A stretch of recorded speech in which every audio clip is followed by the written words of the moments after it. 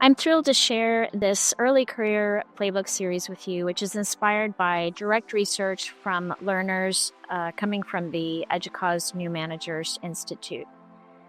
And I want to break down the two takeaways that are really important, I think, and meaningful to focus on in the article. One is relationships and networks as they support your leadership. And the other one is adaptive leadership and why that's so important and why that differentiates you from everybody else. So going back to the first one, which is about relationships and networks, trying to remember here as you're building your portfolio of experiences that relationships support your influence and your ability to negotiate. Those are two really important things.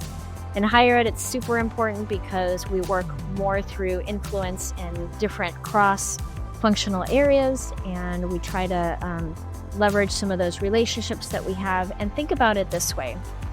Try to invest in who's watching, invest in who's helping you, and the third one is invest in who's advocating for you. So kind of always have this three elements that you put as a framework on all the work that you do and help that to inform some of your leadership. Look for sponsors. Sponsors are really important. They're different from mentors. They're people that help you when you encounter barriers or challenges and when you're trying to work through change. Those are people that can give you advice, who can just be someone to hear what you're going through and to help you with the experience that they've had.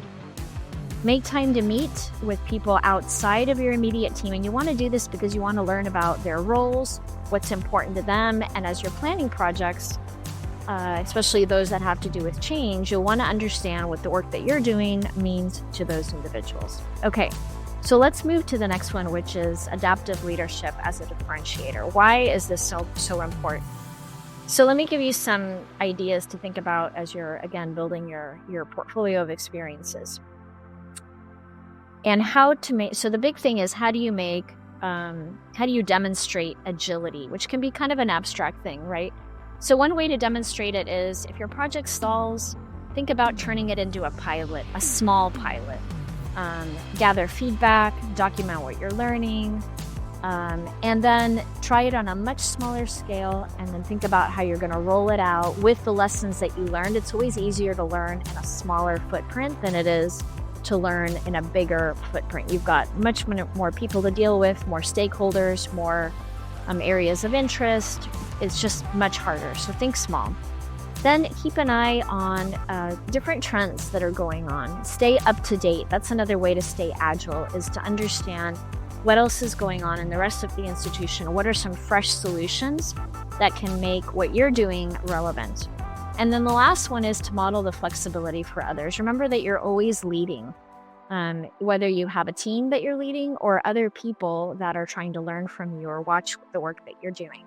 So model that agility. Don't just adapt the plan when priorities change, but talk through that. What is the disruption that happened?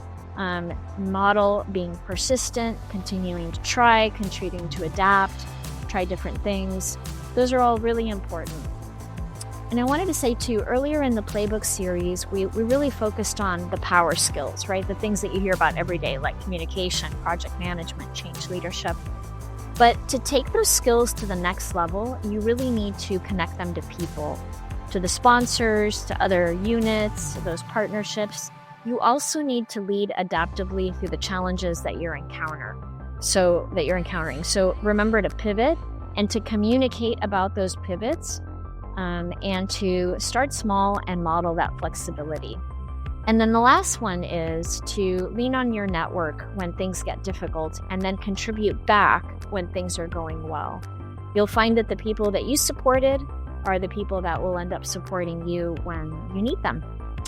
So, and then the last thing to close on is just remember to share your lessons. Always have that I'm building my brand mindset. And think about how you can write about things, share them with your professional community, share them at a conference, post on LinkedIn. Always have that I'm sharing and building my brand kind of mindset to everything that you do, and that'll make your leadership go that much farther. Thanks for joining us for this series, and make sure to follow EDUCAUSE and check out the Young and Early Career Professionals Hub for more resources.